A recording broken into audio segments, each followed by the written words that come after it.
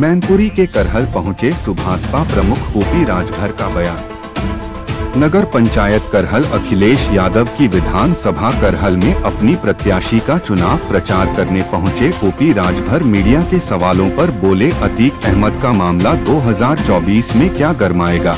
फिलहाल तो supreme court में गरमा रहा है।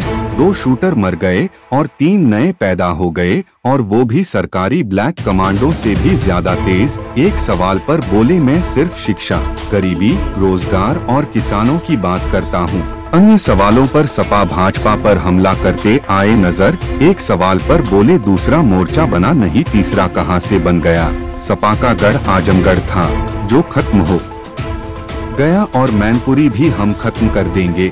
करहल में अपनी पार्टी की नगर पंचायत प्रत्याशी के प्रचार के लिए पहुंचे थे ओपी राजभर। करहल बता रहे हैं, क्या उद्देश्य है? देखिए, स्थानीय निकाय चुनाव चल रहा है, उसी में प्रत्याशी हमारे राजकुमारी कश्यप जी यहाँ चुनाव लड़ रही हैं। इनके चुनाव प्रचार में हम इधर आए हैं। किसके साथ है? जैसे कि आप अभी हमेशा कहते रहिए कि जहाँ सम्मान मिलेगा वहाँ जाएंगे। भारतीय जनता पार्टी में आप रहे, सम्मान नहीं मिला, आपने छोड़ दी। समाजवादी पार्टी में आए, सम्मान नहीं मिला, छोड़ दी। क्या रहा, ओम प्रकाश राजभर को अभी तक सम्मान नहीं मिला? जो अपने सम्मान की लड़ाई हम नहीं लड़ते हैं, अधिकार की लड़ाई लड़ते हैं।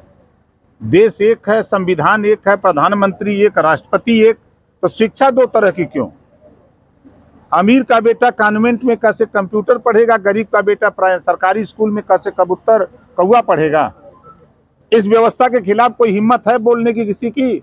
अगर बोल रहा है तो ओम प्रकाश राजभर बोल रहा है। हम तो कह रहे हैं कि एक समान शिक्षा लागू करने के लिए हम लड़ रहे हैं। हम इस देश में जो वंचित शोषित है उनको समझा रहे हैं कि एक समान अनिवार्य फ्री शिक्षा के लिए आप लड़ो। आज गरीबों को फ्री इलाज के लिए लड़ाई हो। आज देश में अमीरों के कर्जे लाखों करोड़ माफ हो सकते हैं, तो ये किसान जो खाद बीज कीटनाशक दवा कल्टीवेटर के लिए लोन लेता है, अगर वो नहीं दे पाता है, घरेलू बिजली का बिल अगर गरीब नहीं दे पाता है, तो इनको भी डिफाल्टर, जैसे अमीरों को डिफाल्टर घोषित करके कर्जे माफ हो रहे हैं लाखों करोड़ रुपया, उसी तरह गरीबों को भी इनको डिफाल्टर करके इनका घरेलू बिजली का बिल और किसानों का कर्जा माफ क्यों नहीं करती सरकार? क्या दिक्कत है उनको? जब गरीबों की बात आती है तब फैल जाती है सरकार, अमीरों की बात आती है तो डंके की चोट पर हो जाता है। हम तो इसी बात को लेके हैं। आज प्रदेश में जरूरत है गरीबों के इलाज फ्री करने का। हम घूम करके पूरे प्रदेश के 75 जिले में टटोलते हैं। हम जहूराबाद में 6 साल के अंदर 11 करोड़ 22 लाख रुपया हम इलाज के लिए, ऑपरेशन के लिए दे चुके।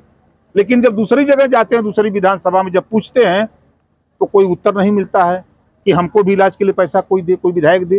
तो ये कानून क्यों नहीं बन जाता कि जब सरकार के पास पैसा है तो गरीबों का इलाज फ्री करने के लिए कानून बन जाए? ये कानून बनाने के लिए हम लोग, भारतीय समाज पार्टी के लोग, हम लोग चुनाव मैदान में इसी बहाने जनता के बीच में जाकर के हम लोग बताते रहते हैं कि आज जातियों की गिनती नहीं है।